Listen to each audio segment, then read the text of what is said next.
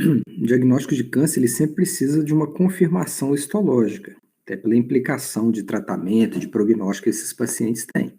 Então, de algum momento, eu vou ter que ter um fragmento daquela lesão, uma biópsia, que é o que vai fechar o diagnóstico de câncer. E uma vez feito o diagnóstico de câncer, eu preciso estadiar esse câncer, porque o estadiamento, junto com outras características clínicas, é que vai ditar qual vai ser o tratamento para aquele tumor, tá bom? Então vamos lá. A localização geralmente começa com exames de imagem, conforme eu falei, radiografia de tórax e tomografia.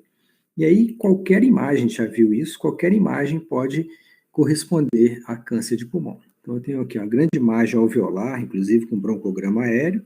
Provavelmente aqui eu tinha um tumor, mas que houve uma pneumonia em cima desse tumor. Então esse paciente é tratado da pneumonia e tem uma melhora clínica inicial, mas ele não se recupera completamente, a imagem se mantém.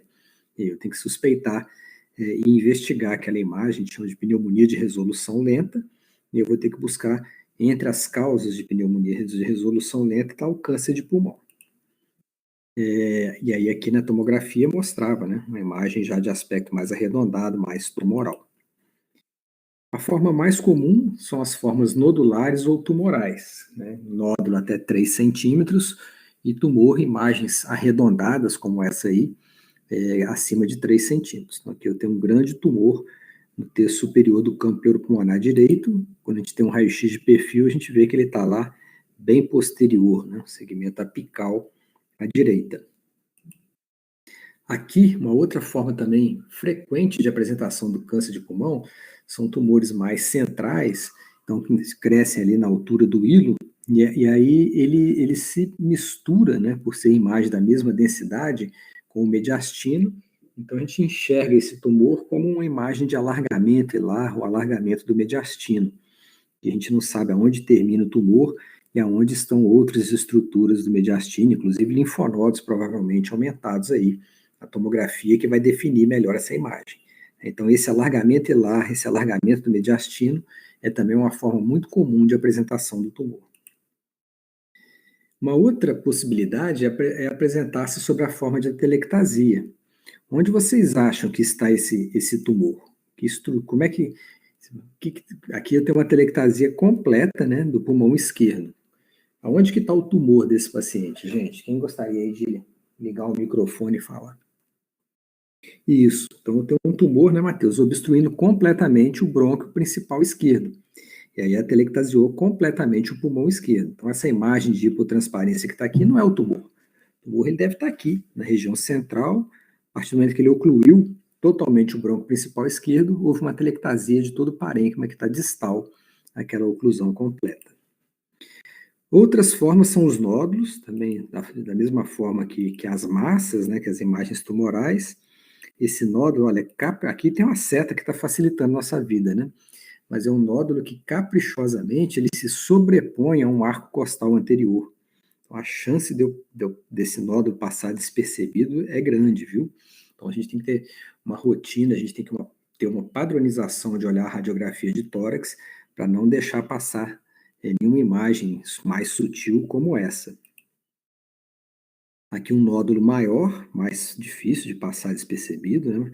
Junto ao hilo, junto à área cardíaca. Quando a gente vai para o perfil, ele está localizado nessa região anterior aqui. Então, até 3 centímetros de diâmetro a gente chama de nódulo. Lembrando que essas radiografias digitais, ela tem aqui uma escala, né? Aqui não está aparecendo, mas ela tem uma escala mostrando o que representa, que ela não vem no tamanho real, ela vem menor. Então, o quanto que para cada 1 centímetro do raio-x, quanto que aquilo representa, né? E aí os 3 centímetros é de imagem real. Geralmente, quando tem nódulo, quando tem massa, o próprio radiologista lá já no computador, lá na tela, ele já faz essas medidas e coloca no laudo para a gente, tá bom? Isso é importante, porque quanto maior o tumor, há uma correlação com pior prognóstico em função de ser provavelmente uma lesão mais antiga, né? Com maior risco de já ter invasão local ou metástase. A gente vai ver isso no estadiamento. E existe um tipo de câncer de pulmão que ele funciona de forma muito parecida com a pneumonia. Ele tem uma disseminação através da luz alveolar. Ele é o chamado carcinoma bronquíolo alveolar, é um tipo de adenocarcinoma. né, e ele se caracteriza por uma tosse, clinicamente ele se apresenta como uma tosse muito intensa, produtiva, com grande quantidade de expectoração de aspecto de clara de ovo, né? E na radiografia ele se apresenta como se fosse um quadro pneumônico, com opacidades alveolares frequentemente extensas, bilaterais, como está aí.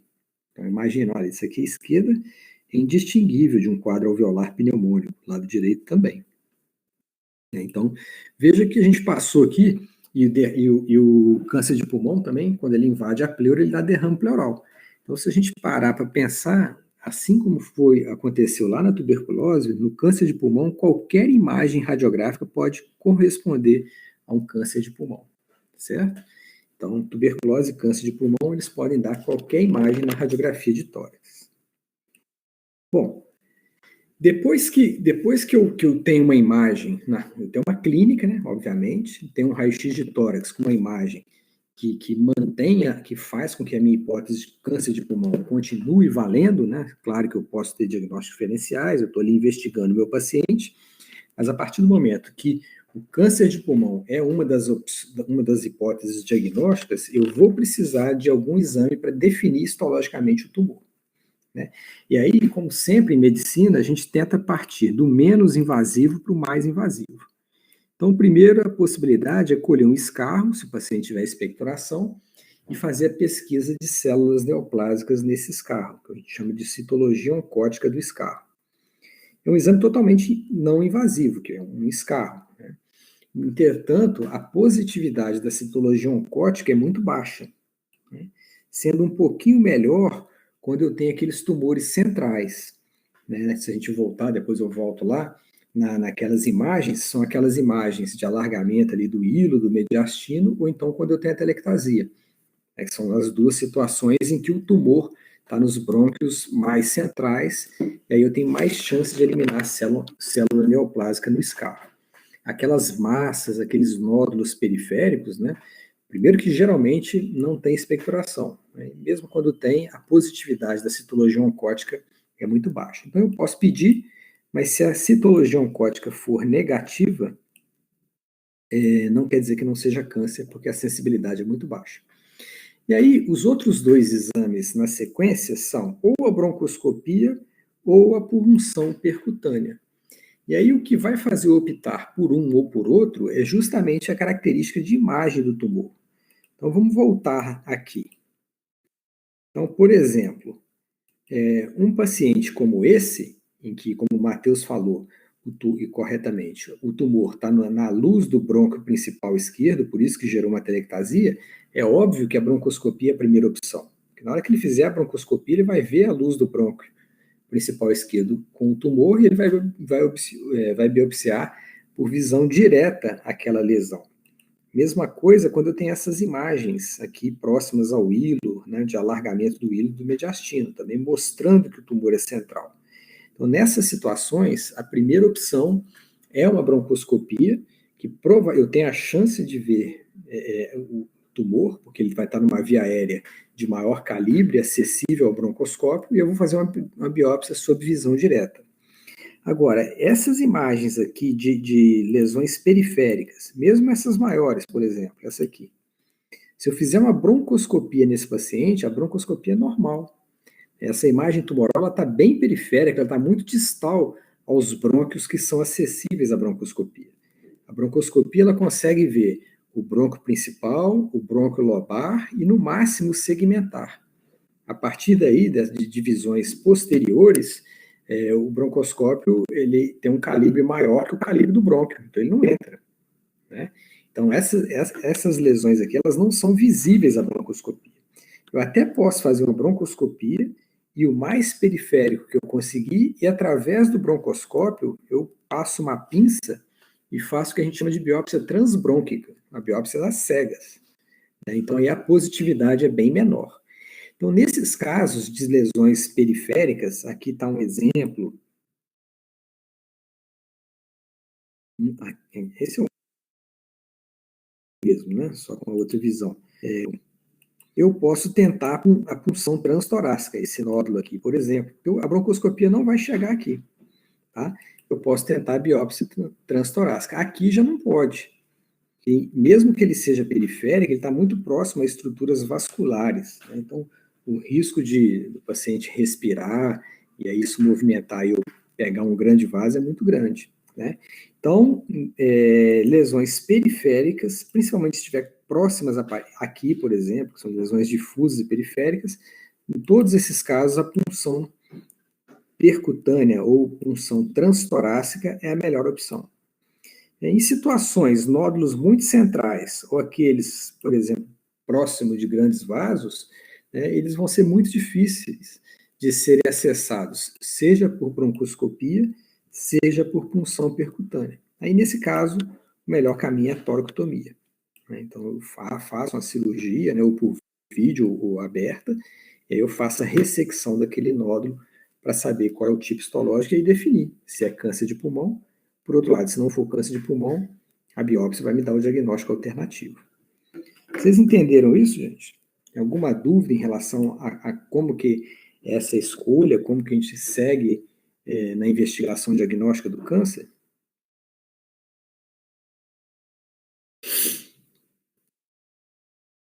Então tá bom.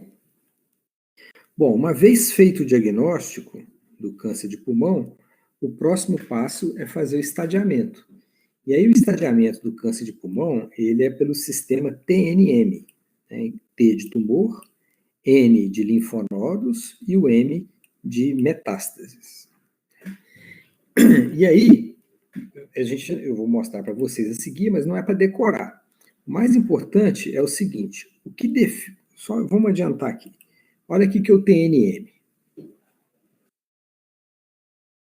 Então, vocês já veem que o grau de detalhamento do TNM é muito grande, ninguém vai decorar isso. A gente faz esse estadiamento com essa tabela em mãos, né, para eu poder consultar. Mas se a gente pegar aqui o T, o tumor, veja o que caracteriza o tumor. É basicamente o tamanho. Então, por exemplo, o T1 é menor que 3 centímetros, né? Mas, por outro lado, aí eu posso chamar de T1A, que é menor que 2, e T1B entre 2 e 3. Então, veja que o T1 são nódulos, né? Lembrando que nódulo é até 3 centímetros. A partir de 3 centímetros, até chegar em 7, já é T2, certo? Agora, independente do tamanho, se o tumor, independente do tamanho, se ele invade a pleura, se ele está associado à telectasia, ele também é T2. Independente do tamanho, se o tumor invade uma estrutura que eu não posso ressecar, ele é T4. Então imagina, às vezes o tumor tem 2 centímetros, mas ele está invadindo a aorta. O que adianta ele ter 2 centímetros? Como é que eu vou ressecar? Vou ressecar a aorta? Né? A gente sempre tem que tirar o tumor com margem de segurança. Então o que eu quero que vocês observem? O que faz um estadiamento é o tamanho. Quanto maior o tumor, ele vai piorando no seu estadiamento. Se ele invade ou não a estrutura vizinha, e se a estrutura que ele invade pode ser ressecada ou não. Tá? Então, por exemplo, se ele invade a parede torácica, é uma coisa, porque eu posso ressecar aquela costela. Mas se ele invade o coração, não. E a distância que ele está da carina. Então, também, um tumor, para ter esse estadiamento, ele tem que estar a mais de 2 centímetros da carina. Por quê? Porque na hora que eu resseco um tumor, eu tenho que ressecar 2 centímetros de segurança. E aí, imagina se eu tiver que ressecar a carina. Como é que eu faço a reconstrução dessa árvore brônquica? Como é que eu vou anastomosar na traqueia sem a via carina? Né? Então, ele passa a ter um estadiamento maior pela dificuldade cirúrgica do procedimento. Não vou conseguir ressecar ele totalmente. Tá?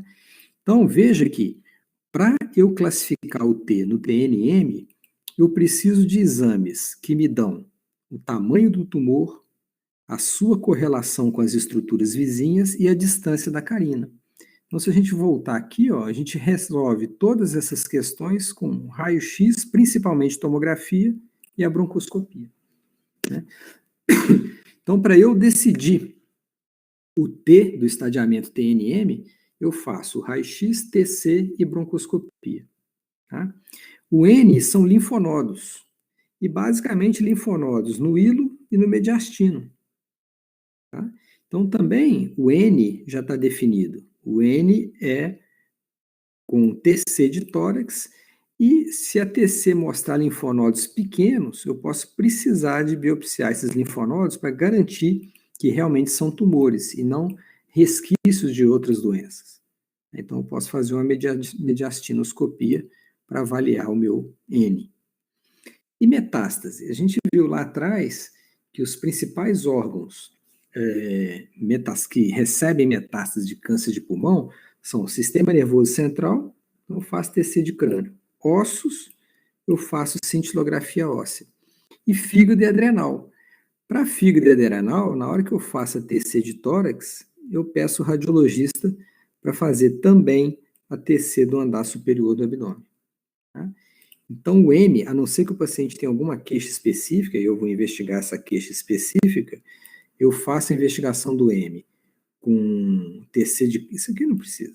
Com TC de crânio e do abdômen superior e cintilografia óssea. Posso até fazer enzimas hepáticas, mas nem sempre um nódulo hepático toca as enzimas. Então, o melhor é fazer o exame de imagem.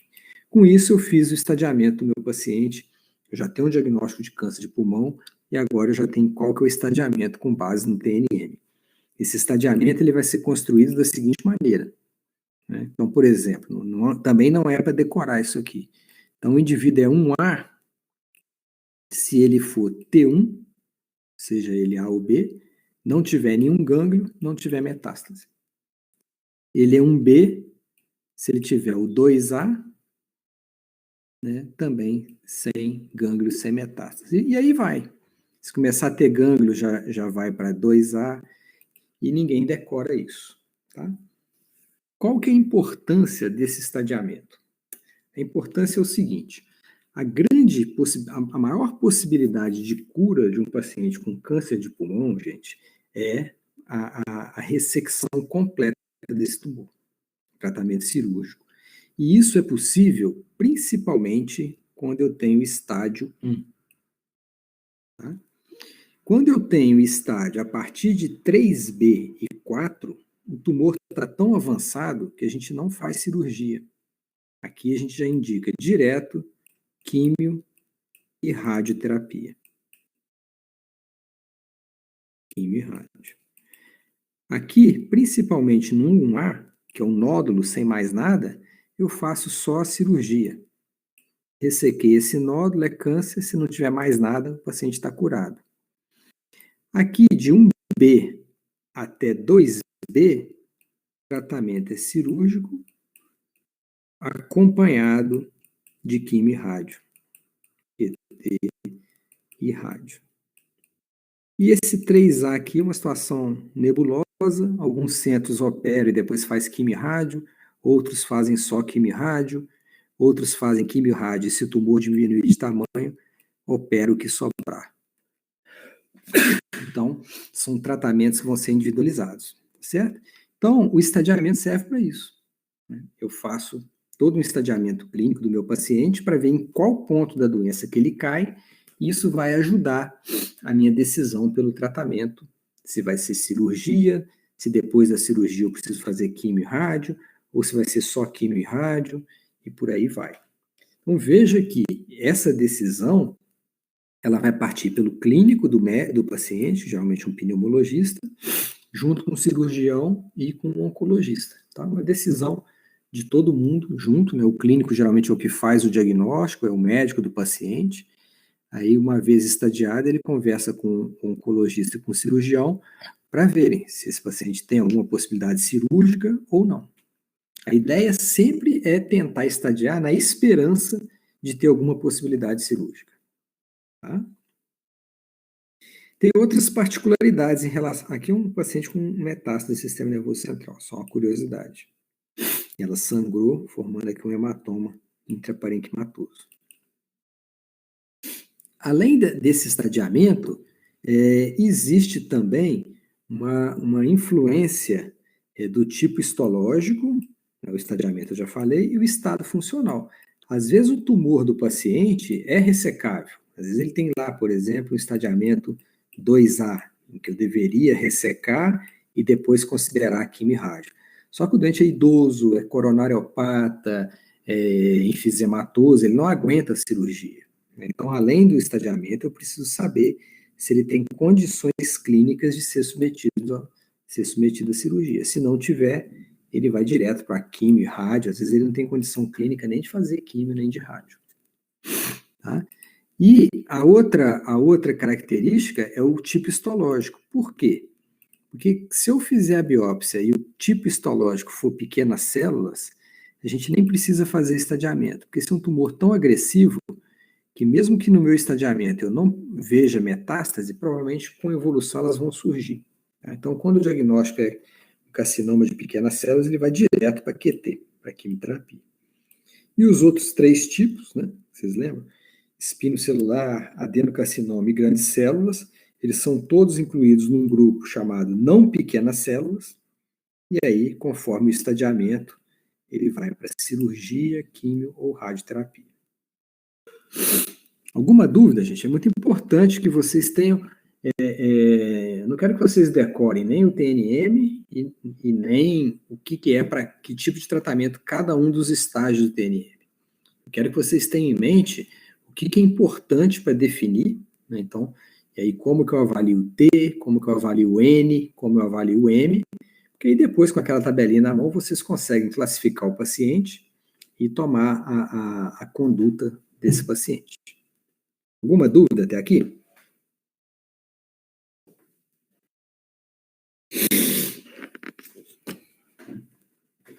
E por fim, o rastreio. Então, um dos grandes problemas do câncer de pulmão, a gente falou isso na aula da apresentação clínica do câncer de pulmão, é que ele é um tumor que dá poucos sintomas, os sintomas são mais tardios, e os poucos sintomas precoces são muito inespecíficos, principalmente a tosse, né? Que um doente já tabagista, com uma certa idade, nem sempre é valorizada. Isso faz com que o câncer de pulmão, com muita frequência, seja diagnosticado tardiamente, já no momento em que não há possibilidade de cura. O tratamento é mais paliativo. Então, na tentativa de fazer com que eu consiga um diagnóstico precoce do câncer de pulmão, algumas sociedades de alguns países, principalmente Estados Unidos e Europa, têm proposto um programa de rastreamento de câncer de pulmão. Então, como que é feito esse rastreamento? O rastreamento é feito entre 55 e 74 anos, que é a faixa etária onde a gente tem maior incidência de câncer de pulmão, em indivíduos que fumaram pelo menos 30 anos maço, né? E ou que ainda fumam, ou que já pararam, mas tem menos de 15 anos que parou. Tá? E aí, enquanto ele estiver nessa faixa etária, enquanto estiver fumando ou há menos de 15 anos que parou, ele deve ser submetido a uma tomografia todo ano. Não é uma tomografia convencional, é uma tomografia com menos dose de radiação, que ela dá um pouquinho menos de detalhe de imagem pulmonar, mas o suficiente para ver nódulo.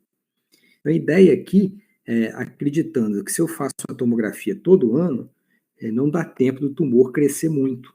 Eu pego ele ainda sob a forma de nódulo, que teoricamente é uma forma ressecável. Tá? Nem sempre é assim. Muitas vezes entre um e um outro ano surge um tumor irressecável. E o que é pior não, que é uma complicação. Às vezes surgem nódulos, principalmente no Brasil, que a gente tem muita tuberculose, tem micoses, às vezes surgem nódulos que são benignos, e aí isso acaba gerando uma situação de estresse, vai ter que biopsiar aquele nódulo, expor o paciente a um procedimento para uma doença benigna. Mas os estudos mostram que quando a gente toma essa conduta, né, os tumores são diagnosticados mais rapidamente. Tá? Antes de 55 ou depois de 74, não é para fazer. E se o indivíduo parar de fumar, né, e se der 15 anos que ele parou de fumar antes dos 74 anos, também para de fazer esse rastreio todo ano, certo? Alguma dúvida, gente?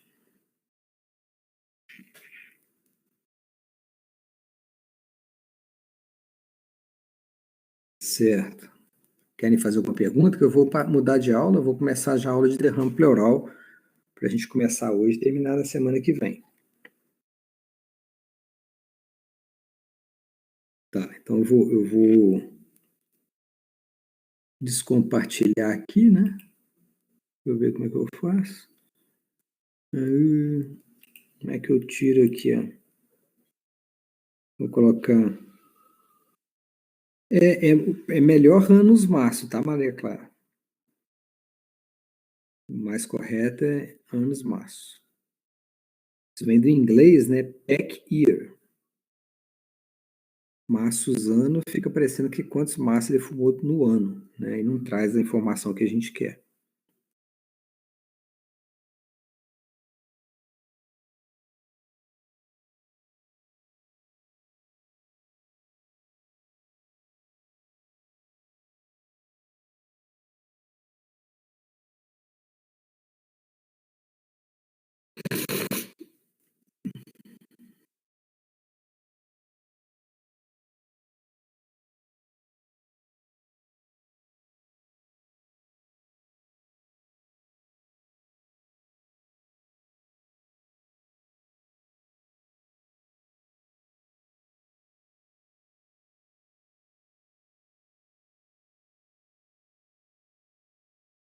Então a gente vai começar agora o derrame pleural. Vou só pegar uma água aqui e um minutinho eu volto. Peraí.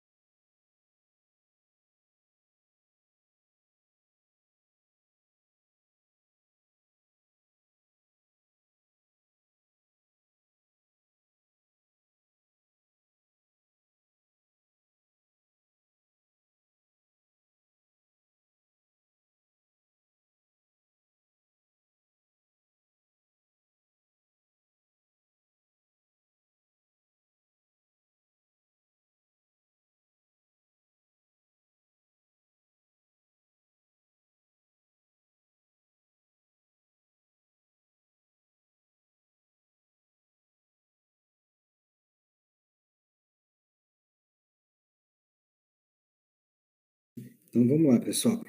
Segunda parte agora é sobre derrame pleural. Então, o conceito de derrame pleural é aquela coisa óbvia, né? A presença de líquido no espaço pleural. E a gente genericamente chama isso de derrame pleural. E aí tem alguns nomes específicos conforme a natureza do líquido. Então, sangue eu vou chamar de hemotórax, se for pus, piotórax ou empiema pleural, linfa, quilotórax ou soro hidrotórax. Então, como que acontece? Como que se forma o derrame pleural? Isso é importante, né, a gente conhecer essa fisiopatologia, porque através dela a gente pode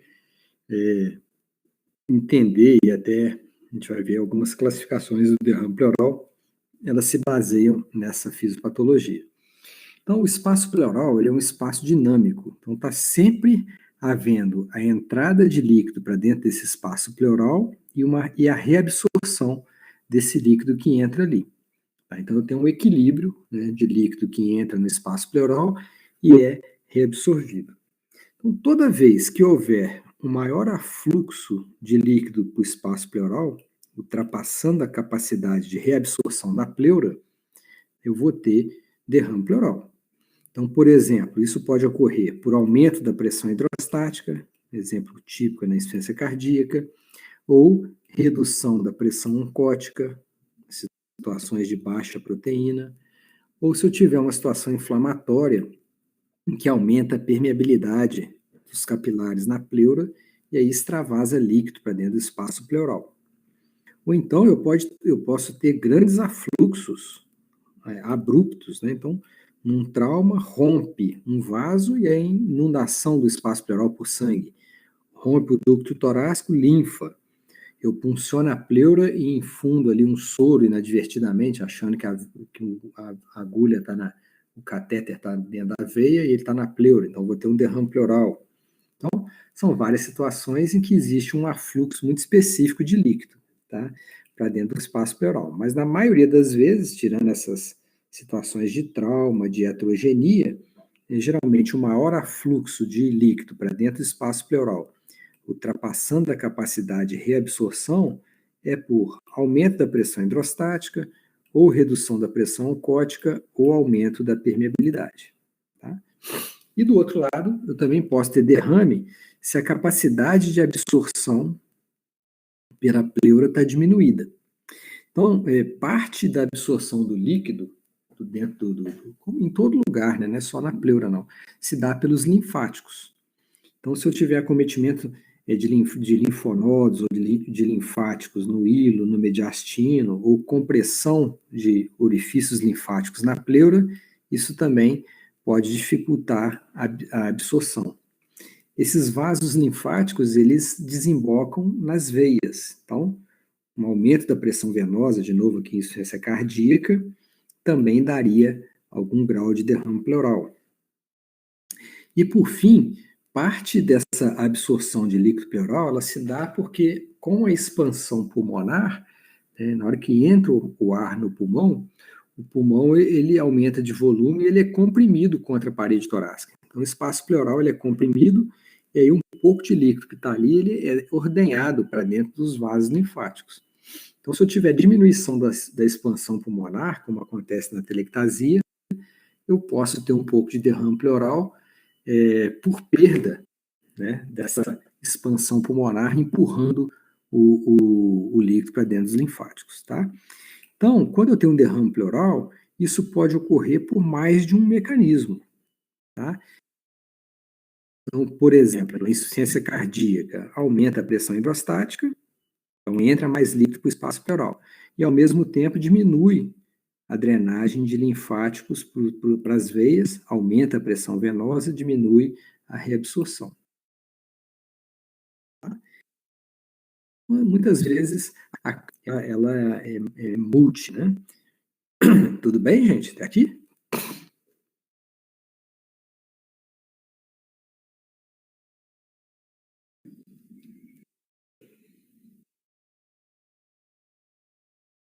Bom, como que vai aparecer? Como que eu vou fazer o diagnóstico de derrame pleural? Então, a primeira coisa que a gente tem que ter em mente é que derrame pleural não é uma doença. Derrame pleural é uma síndrome. Então, eu tenho diferentes doenças causando derrame pleural. Só que, a partir do momento que eu tenho o líquido no espaço pleural, a partir do momento que eu tenho o derrame pleural em si, isso por si só traz sinais, principalmente sinais no exame físico. Tá? Então, a presença de líquido no espaço pleural, ela tem a sua clínica. Só que muitas vezes, frequentemente, na verdade, os sintomas e os sinais da doença de base, que muitas vezes predominam. Tá? Então, por exemplo, o derrame pleural num contexto de pneumonia, a clínica é totalmente diferente do derrame pleural da insuficiência cardíaca, derrame pleural de um paciente com cirrose, que a gente vai ver, né? Então tem que lembrar disso, nem sempre a clínica do doente é a clínica do derrame pleural. Muitas vezes está predominando ali a clínica da doença que está causando derrame pleural. E aí você vai fazer as hipóteses diagnósticas e na hora que você vai examinar o doente, você vai ver, olha, ele tem uma hipótese X e deve ter um derrame pleural dentro dessa doença. E quais são os sintomas quais são os sintomas decorrentes da presença de derrame pleural ali no paciente? Então, o mais comum é a dor torácica, principalmente quando a causa do derrame pleural é inflamatória.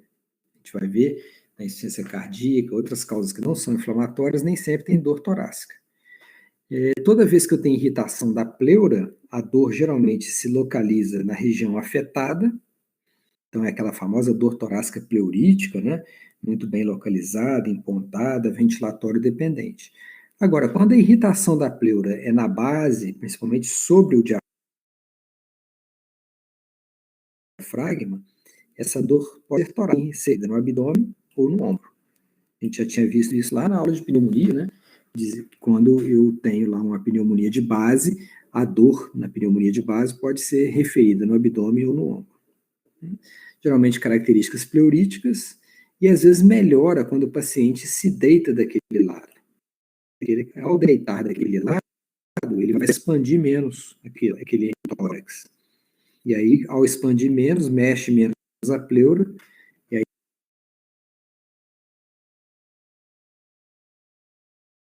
dói menos. Tá? E a gente geralmente vocês não está passando o slide? Alô? Bom, estão me ouvindo? Pronto. Então, da mesma forma que lá na pneumonia, aqui no derrame pleural, a dor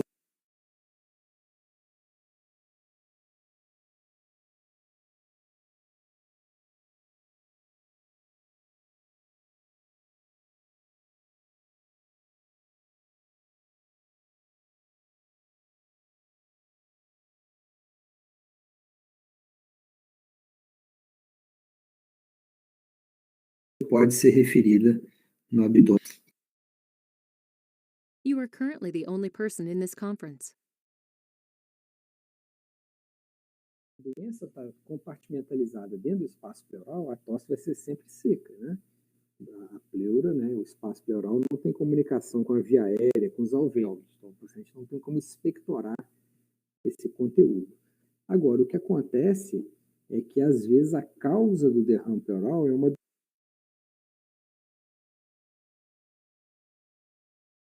doença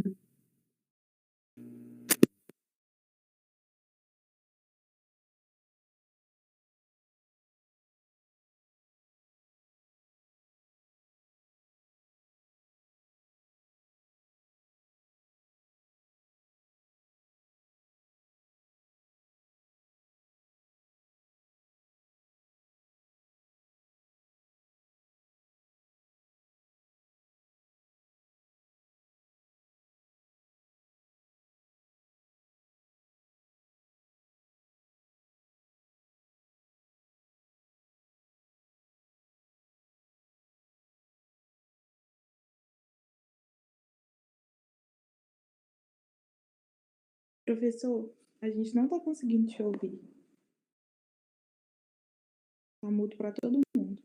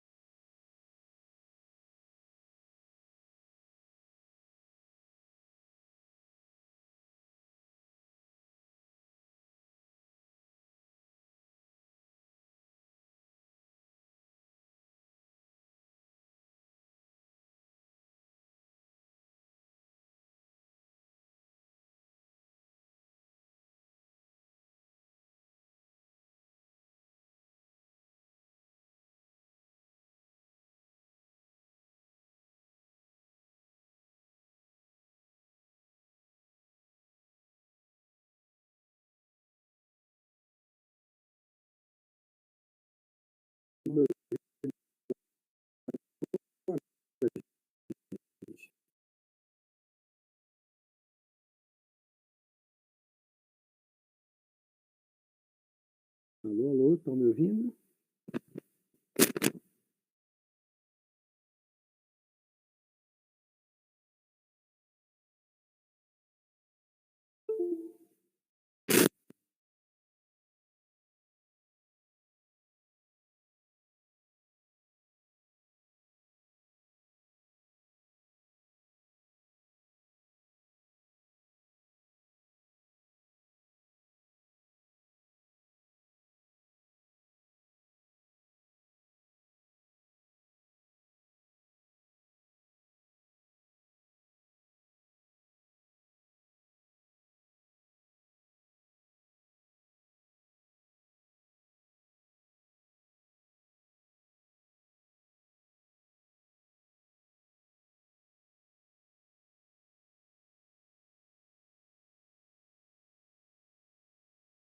Melhor? Parou de trabalhar?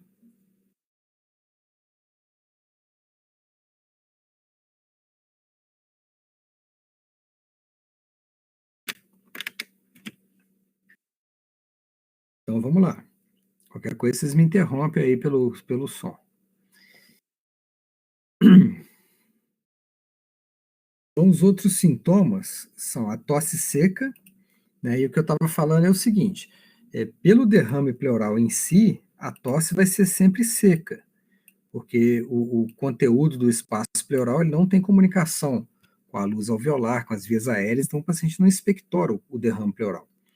Entretanto, às vezes a causa do derrame pleural também tem acometimento alveolar, como é o caso da pneumonia, como é o caso da insuficiência cardíaca. Então, às vezes a tosse não é seca, porque junto com o derrame pleural tem um outro acometimento, que é o acometimento alveolar da doença de base, conforme os exemplos, embolia pulmonar também, por exemplo, tá?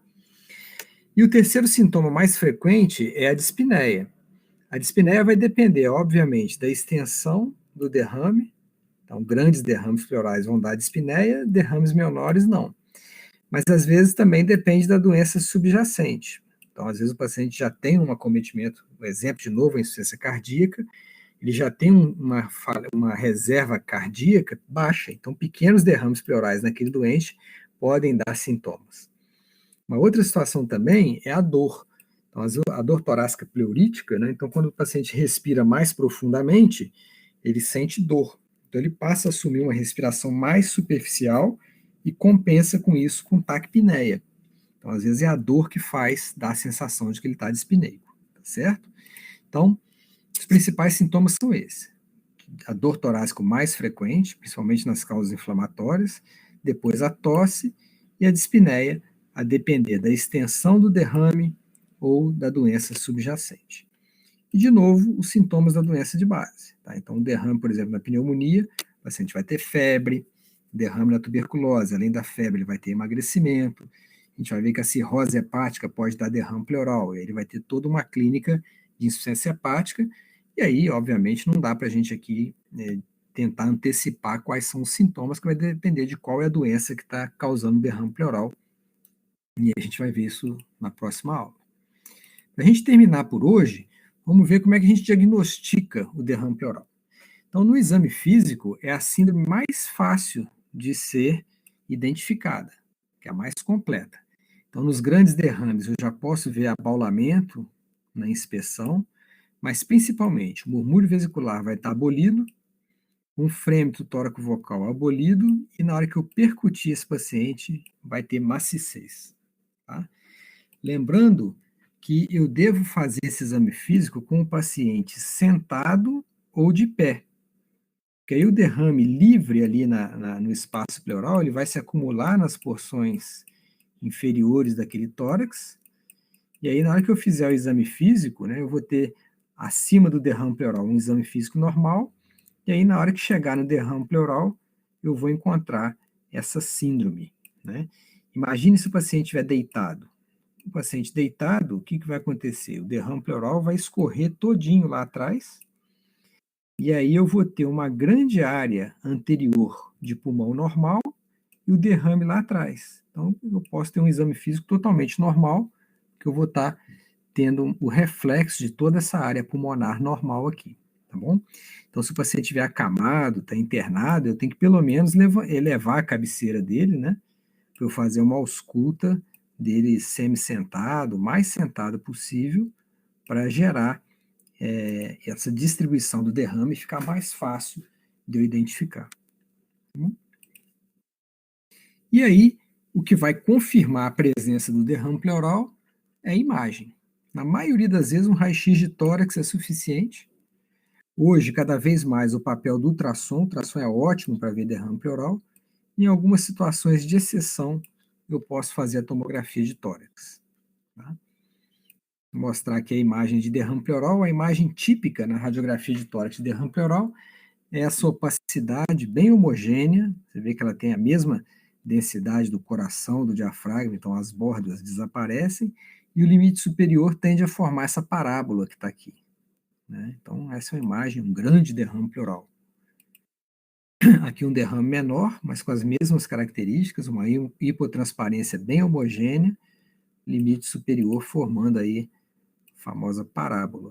Né? Bloqueio, oblitero o seio costofrênico, eu não vejo essa imagem aqui, ó, do seio do diafragma com os arcos costais. Isso é a imagem típica de derrame pleural. Mesma coisa aqui, a seta mostrando, aqui uma parábola bem nítida, né? Aqui um derrame maciço, então ficou uma opacidade todinha do hemitórax. O grande diagnóstico diferencial aqui seria a telectasia. Toda vez que eu tiver todo um hemitórax obliterado dessa forma, ou é derrame pleural ou é a telectasia. A telectasia ela traria o mediastino em direção à imagem e o derrame pleural ele tende a empurrar o mediastino. Veja que do lado de cá tem um pequeno derrame pleural, um velamento do seio costofrênico do outro lado. Às vezes o derrame pleural ele fica caprichosamente abaixo do diafragma. Ele se apresenta como se fosse elevação da cúpula diafragmática. Chama isso aqui de derrame infrapulmonar. Então, na verdade, aqui eu estou falando que é derrame porque eu sei que é derrame, eu conheço o caso. Né? Mas, na verdade, aqui eu descreveria como elevação da cúpula do diafragma, que poderia ser por um fígado aumentado, poderia ser por um abscesso subfrênico ou um derrame pleural. Então, aqui o que vai dar o diagnóstico do que é isso aqui é o ultrassom ou a tomografia. Tá? Mesma coisa aqui. Um pequeno derrame pleural. Se eu fizer uma radiografia de decúbito, ele escorre.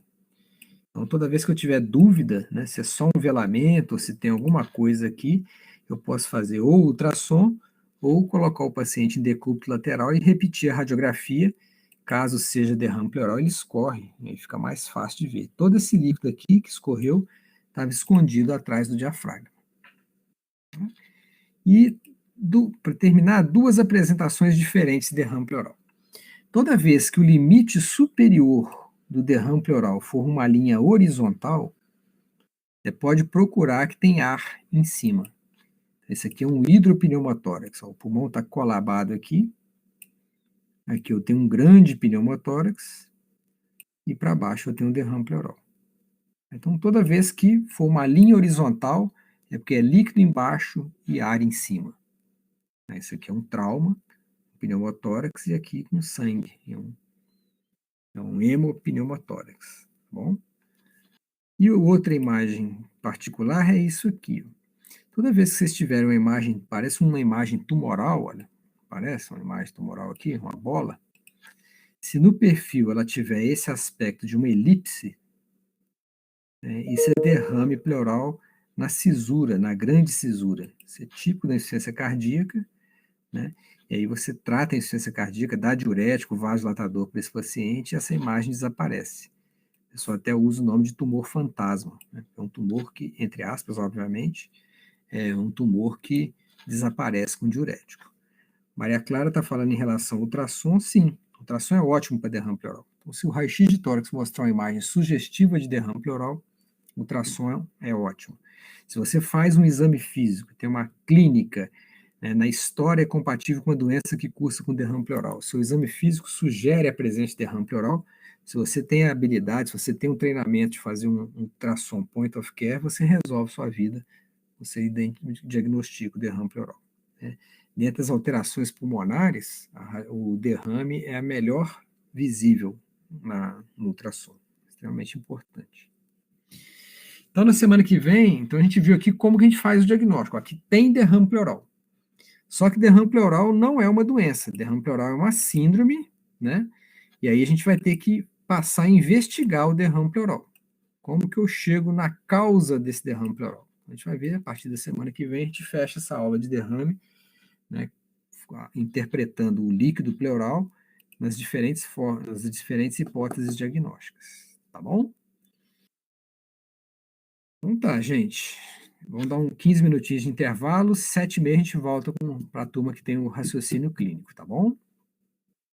Até daqui a pouco.